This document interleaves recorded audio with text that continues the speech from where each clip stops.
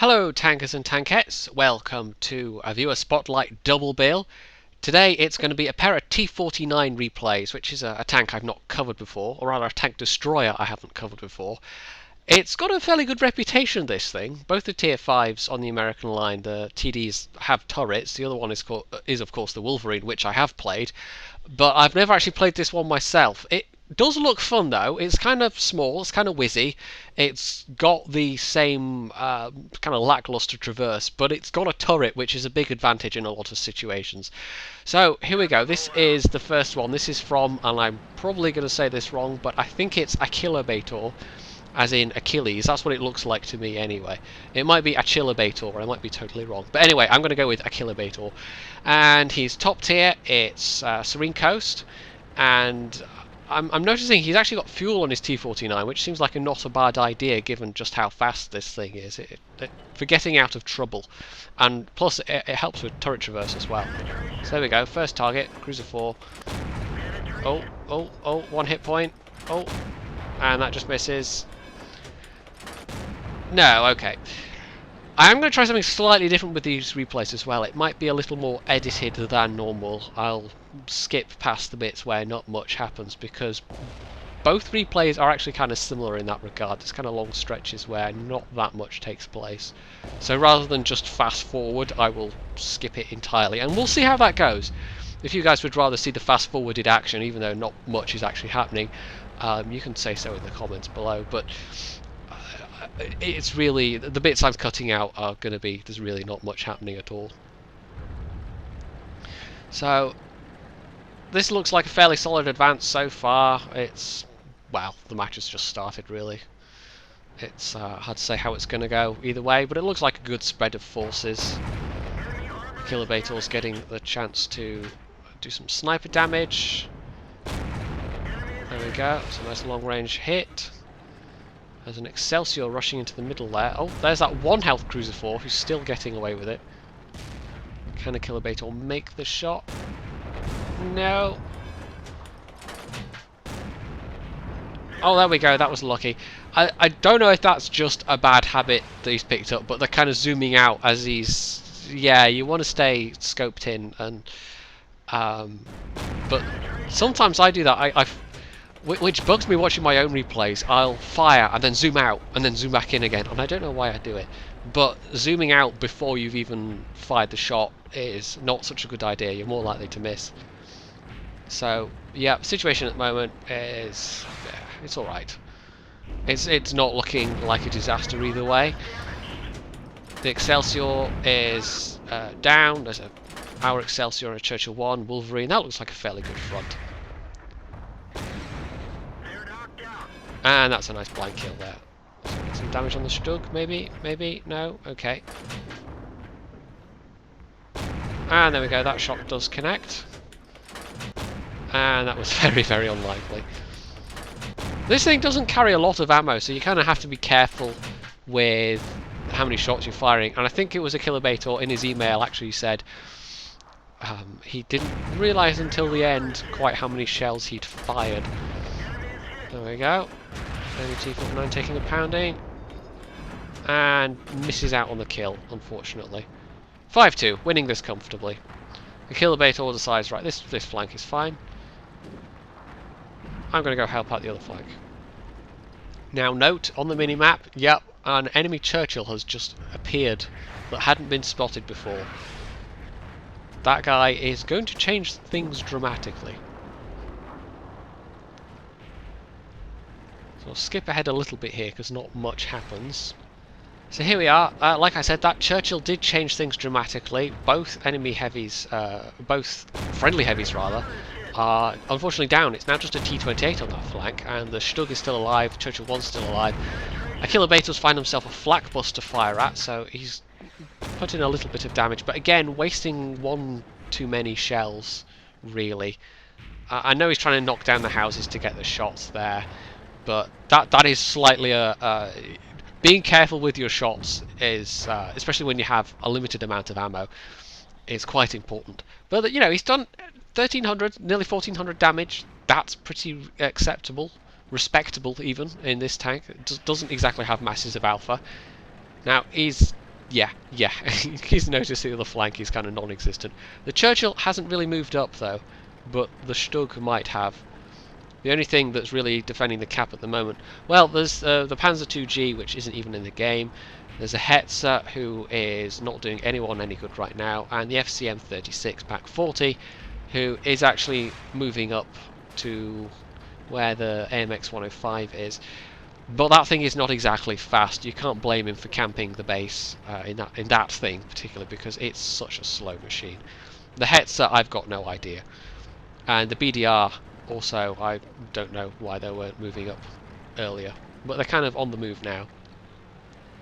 So Achillobator is going to be cautious because there may well be a Stug advancing. He's got his camo net, he's got his binos.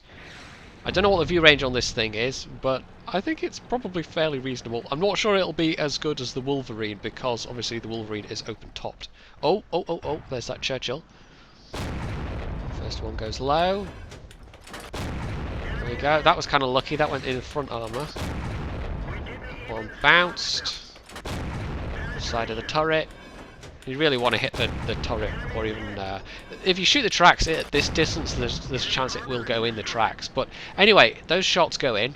That's the enemy Churchill 1 down. The enemy team is now just left with a bunch of tank destroyers. So, and again, I'm going to skip ahead a bit here because again, there's a period where not much happens. So yeah, see you in, well, just a moment. So here we go, advancing up the west flank. There's that Stug. 127 health left. So he's not quite a one-shot kill unless Achillobator gets lucky with his roll. Now he just destroyed the friendly Stug, who was also very low health. And I think Achill's getting a bit... oh, gun mantlet, that was unfortunate. I don't know, I think his pulse is going a bit right now. I don't know what that Stug was doing. Really don't. Wasn't even turning. Because I think he's getting, I don't know, flustered may be the word. I think he says in his email, you know, his by the time he got to the end of his match, his hands were shaking, kind of thing. But you'll see why. You'll see why. So we're getting down to it now. It's 11-9. I mean, it's still winnable. It's still very winnable, but it's a lot closer than it was looking like it would be. It looked like this was going to be a comfortable win up to about not that well, a couple of minutes into the match, and then it all started to go wrong. Oh, boom! There we go. That was very lucky, because again, he would have struggled to kill the guy with one shell unless he'd loaded HE, but he didn't think to do that. But you don't always make the, you know, if you're sort of I'm not going to say panicking. Panicking is totally the wrong word, but if you're in a situation where there's a lot going on at once, like for instance there, that's a one-shot kill T49, and instead he puts an extra shot in the Hetzer, so I don't know if he just didn't notice. It's possible, and also he doesn't realise that his loader's out for a minute or two. A minute or two? Well, like 20 seconds. That's totally the same, right? Anyway, he does get the enemy Hetzer. And 7 kills now. Over 2k damage. That's pretty respectable. I think this thing packs, what, 57mm gun? And he does correctly predict that the T49 is going to go for a flank. But, yeah, this is where that habit of zooming out after... Yeah, he's zooming in, then zooming out and taking the shot, and that's where it's serving him particularly badly, because he missed about 3 shots there and got very lucky that he wasn't destroyed himself. Anyway, there we go. He did do it in the end. 8 kills, Radley Walters, Top Gun. That was very nice, and the scores were... I mean, it's one of those games where you look at it and think, okay, that was okay. That was okay, and then you see the score screen at the end and you think, okay, that was more than okay. He did more than double the amount of damage than anyone else on the team, and you wouldn't say, watching the replay, that was a carry, but it was a carry. 2,230 damage, 8 kills, and for that he got 1,300 base XP, which was more than double anyone else in the team. Some people in the team really didn't do much at all. In fact, there are 4 people. I mean, the Panzer II-G, who was AFK, who wasn't even in the game, their client crashed or something, was actually fourth from bottom. So there were three people that managed to be below the tank that wasn't even in the game. So that's always a good feeling when that happens. And a lot of the other tanks were doing very, very little damage. M10 Wolverine 121, artillery did very little. The BDR did 200 damage. It was one penetrating shot. I mean, their score screen says 2, but that's not enough damage for 2. Potential damage received 4,840. Wow, that BDR bounced a lot of shells. Didn't really do much in return, though. Sexton 170, Churchill 1, 249, Hetzer 300. The person that did the next most was the Marder 38T with 884 damage. So, yeah, it was a carry. Now, looking at the enemy team, it was actually the enemy T49 did the most on their side as well. So it's kind of like, I think Achillobator got somewhat lucky in that his own team was pretty bad, but the enemy team was also pretty bad.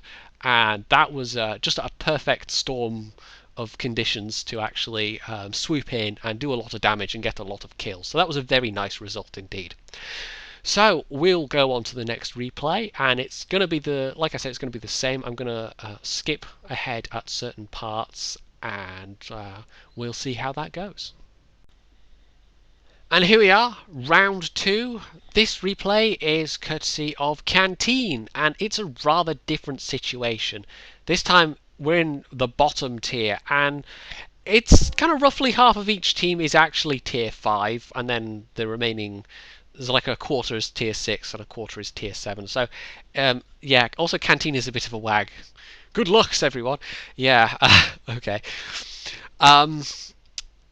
But yeah, this is rather a different situation because he's, for a lot of the top tier stuff, I mean the 12244 and the IS, the KV1S, and the T3485 if it's got the derp, or the KV1s if they have the derp, artillery. He's a one-shot kill for quite a lot of things. Also, yeah, you'll notice in the chat that the IS on our side gets rather obsessed with killing the enemy Black Prince, and I don't know why.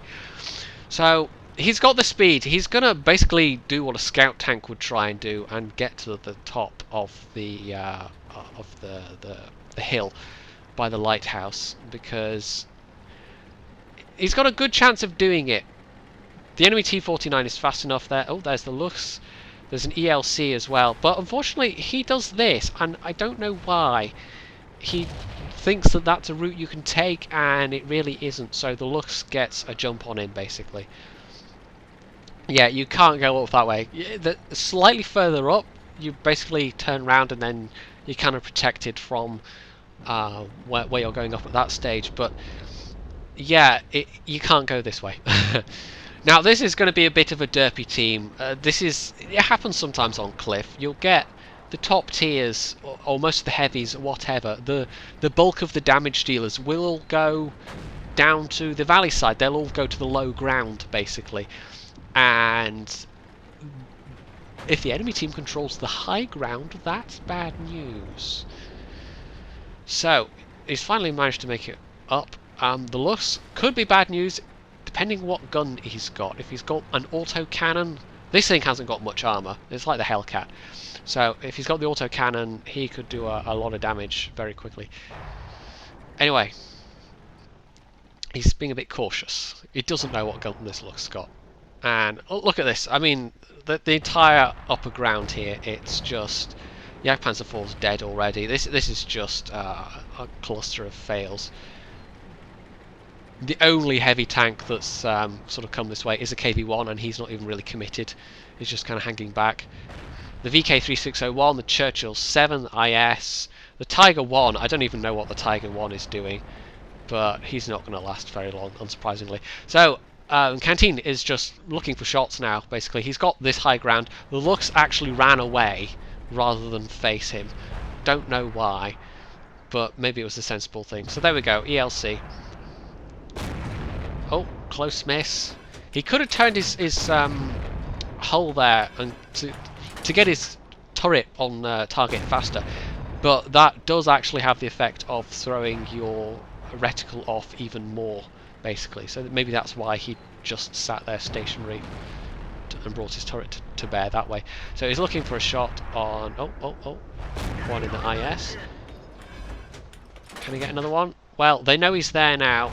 You may have snuck one in there, but no, it was a very short window. Look at this. This is that poor 87 is all alone. The Chinukai is just about to die. Yeah. This is not looking so good. This is really not looking so good. So basically, that KV1 who... Watch this, watch this. KV1 not even watching, but the ELC that just... yeah, was going for him. Oh, nice track. The upper ground, with the exception of Canteen, now entirely belongs to the enemy team. Oh, hello, somebody's come back. Yeah, okay, he doesn't have an autocannon, he's got what looks like the 5cm. So, oh, he puts 2 shots in, and I think 2 bounce off his, off Canteen's gun mantlet, which is kind of lucky. So, he's going to take shelter for a moment. And then go for some shots on this guy. Boom. Yeah. Oh. Yeah, getting the front of that thing with this gun is... I think it was a good idea for him to back off, because he would have reloaded. And yeah, the side armour fine, but at that distance the front armour not so fine. Now, he will have an advantage in view range though, quite likely. Unlike Achillobator, he's only got the camo net, he doesn't have binoculars, so he's just relying on the base spotting capability of his tank at this point. Yeah, a couple of lucky bounces off his gun mantlet. Well, I say lucky. At that range, the Lux obviously panicked a bit. So we're going to skip ahead a little bit here because, again, not much happening as you can see, so see you on the flip side. Well, here we are, and he's spotted. He can... Oh, there we go. Nice shot into the IS. And, yeah, that wasn't much of a jump, but it was a little jump. And I think we're actually going to do another little jump because it's more of the same. He's trying to take shots on things, and woohoo! Yeah, that'll give you a new hair parting. Yeah, can't see anything right now. So let's... oh, maybe we won't jump forward after all. Can he get this guy? He misses again. Canteen pulls back. I would have been going for the 122.44 at this point, but that IS is a one-shot kill, so... oh, no, never mind. Yeah, okay. So this is evened out a bit now. It's 9-10, but our IS is 65 health. He's just about dead. So Panzer Soufflé 5 down there, RT, and the Jumbo Sherman. The enemy team, the IS is their last high tier. We've at least got the high tier tank destroyer left as well, the tier 7. So, yeah, Canteen is... it's your time to shine, Canteen, and you'd better start doing it soon. But the IS is obviously the high priority target here. Oh, never mind. IS is down as well, so that just gives him a shot on this guy, KV1, who I think has the 57mm gun. It's hard to tell at this distance, but that's not the 85mm. It's definitely not the 85. Went in the tracks. It's a stock turret. It might even be the stock 76mm gun. Yeah, that's a 76mm gun, not even the 57. And whoa, okay. I think he got a bit spooked there, because if he just held his ground and taken the shot instead of falling back, I think he may have been able to kill KV1 before taking another hit himself. But he's still down to... Whoa, that was a bit close. Still down to half health, 50% hit points, 180, so... Yeah, the T-34-85 hasn't been spotted yet, could be a problem. I think the T-34 is the only thing that can't one-shot him, maybe. Anyway, this time we really are going to skip ahead because, yeah, Canteen basically, he's going to go down in a second and he's going to go hunting for things to do. So, until that happens, we shall just skip forward a bit. And, yeah, 76 damage, Murica! Oh, yeah. So here we go, we've skipped ahead a little bit, as I said. That VK is down that end, so that's okay. No idea what state the... oh, hello! Oh, that's a turn up for the books. Well, it turns out the enemy T-3485 is either just totally idle or is botting, one of those two. So the T-34 is... that guy's out. The VK, well, he can't really do much about that right now. He wants to find RT as his priority. If the T-3485 is a bot, it's... yeah, on the other hand, that VK might... oh, no, okay, I was going to say he might start capping, but our RT took care of him, and there's the M41, who's clearly expecting Canteen to pop round, but is probably still reloading. So, I think Canteen gets a little... he's... oh, there we go. He had to fire one shot extra, really, than he needed to. But that's it. That's the match won, pretty much. It's now just this T49. What? No! Canteen's in the T49. Wow, GG. The T3485, which is just free damage. No, he's not even botting. It's just somebody that walked away from there. You know, quit back to garage or whatever.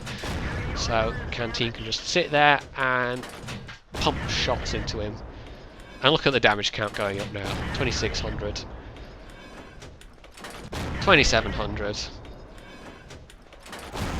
Artie tries for the kill secure, but is denied. So 2759 damage. And okay, some of it was against an AFK tank at the end there, but on the whole, that was still a fairly nice match, and it was actually Canteen's ace tanker match. So, yeah, again, this team was less bad than the last team, but given that he was bottom tier, tier 5 tank destroyer, he still did quite a bit more damage than most of the team. Certainly more than any of the top tiers put. In fact, maybe even all of the top tiers put together.